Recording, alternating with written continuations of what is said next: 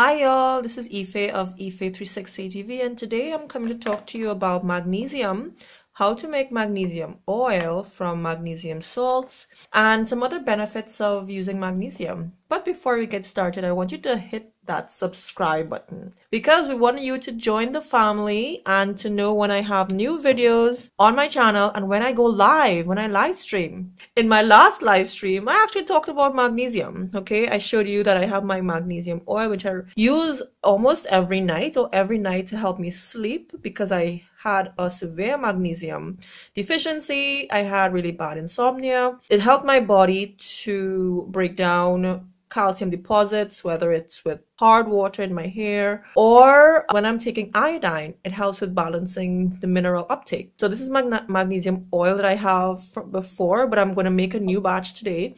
I have some hot water here. This is my bowl to make my magnesium. And I have my measuring spoon and my magnesium bath salt. So I buy the salts in the pack, and this is 1.65 pound bag, which I will leave a link below in the description box so that you can get your supply too.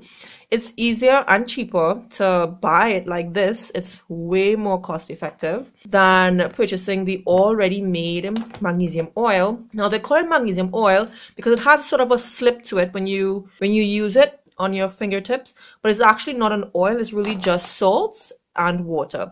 So I have some filtered water, hot water here. I have my bath salts. Let me get into making it for you. All right, so any measurements that you need as well, it's in the description box.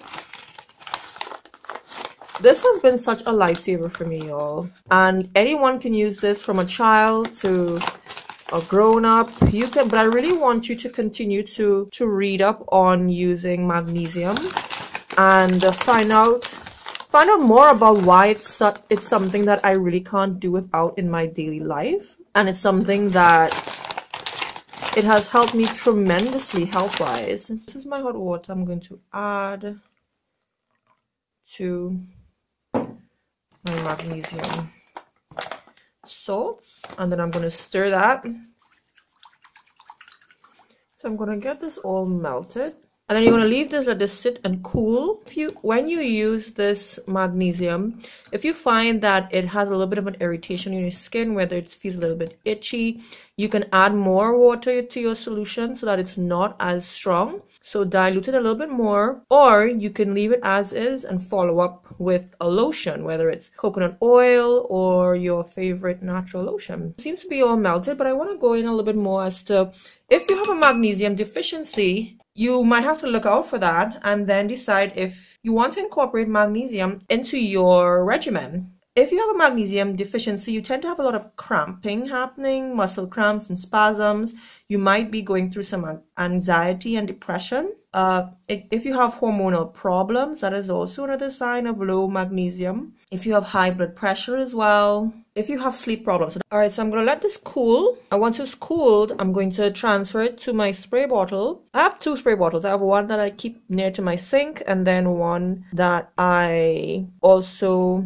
This one I carry to work, actually. I carry it in my work bag, and if I need it for anything, I always have it with me. When you're ready to use magnesium, you're probably wondering, where should you use it? Now, there are varieties of ways to use it, of course, but I like to use it on the thinnest parts of my skin. So like my wrists here, also the back of my hand where the skin is very thin. It's going to enter my bloodstream very quickly so it can have its effect as soon as possible. I usually use it to sleep. I want to pass out very quickly. And also my ankles, okay? So I'm not going to show you my ankles. You know what ankles look like. All right, so I'm going to like spray there, and then I use the back of my hand. I'll usually use my wrists and rub them together, but I have some bracelets on there, so I'm going to show you so you can see.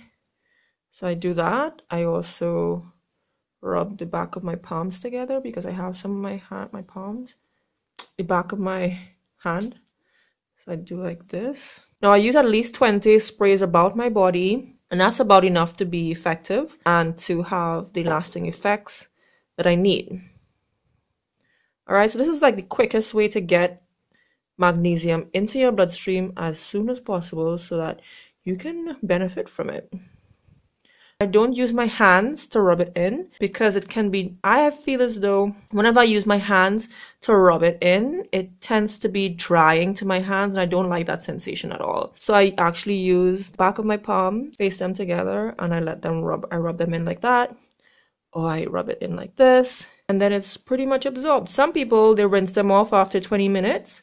I leave it on because I'm like, yo, might as well get the full effects, you know? So I also use it if I have migraines or headaches. It's really helpful for that. So what I do is I would just spray it. I would spray it right here on my temples. I'm not going to spray it right now. Okay, let me spray a little bit. All right. So I would spray a little bit right here on my temples, and I will spray it here too.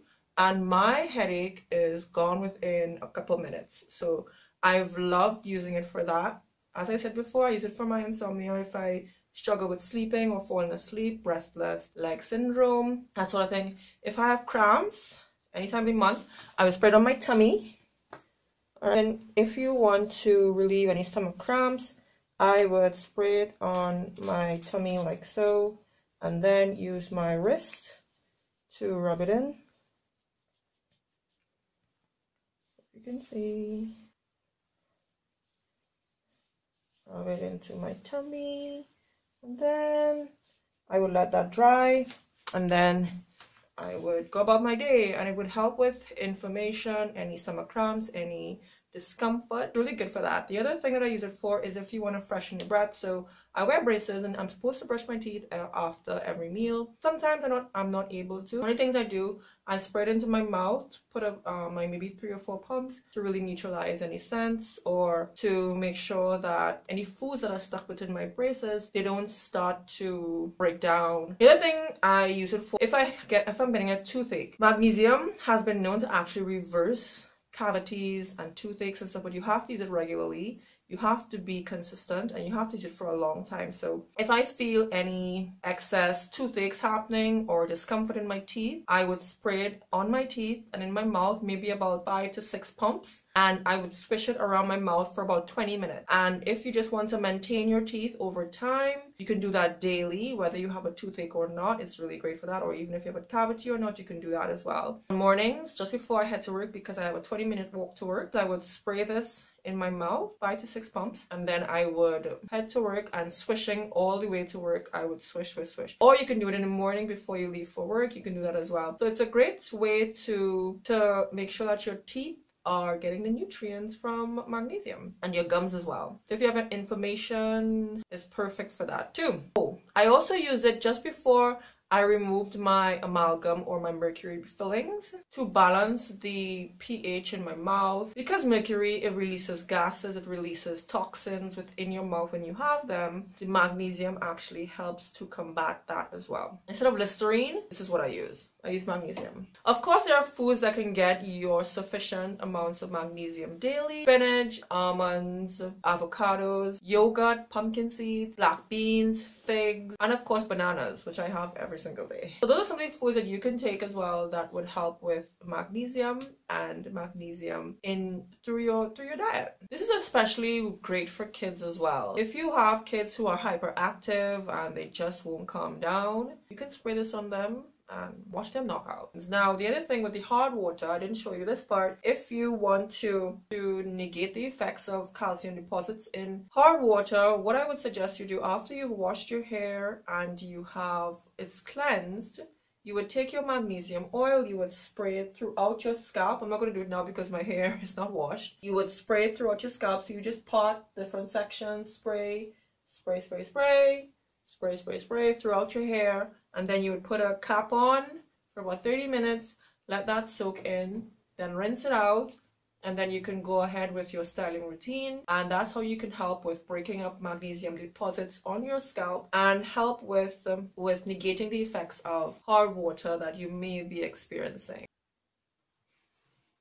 I want to know from you, are you going to make magnesium oil? And if you are, how are you going to add it to your daily life? I hope you enjoyed this video. I want you to subscribe if you haven't, and hit the notification button so that you can know when I post a new video and when I go live on my channel. See you all in the next one. Ciao!